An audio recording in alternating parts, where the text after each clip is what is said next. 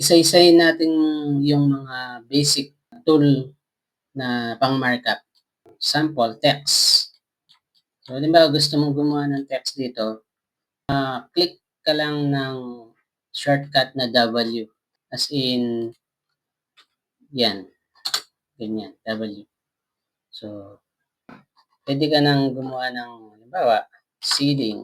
Yan. Pwede ka nang mag-type ng ceiling.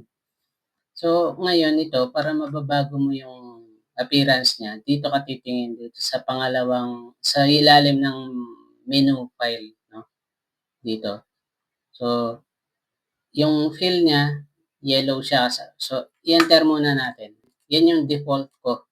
Pero sa totoo lang, yung kayo, halimbawa, first time nyo gagamitin to, yung default niyan, walang kulay ito. Ganyan lang siya. Tapos ito, I think, color black. Tapos ito, yan, black din siya. Yan, yan. Ngayon, nasa inyo kung gusto nyo, kagaya ko, nilagyan ko siya ng yellow para mas nakikita yung mga minarkup natin. Pwede mong gawin ito na bold or hindi. Nasa iyo kung gusto mo. Medyo sumobra yung text nyo o yung pinaka-border niya.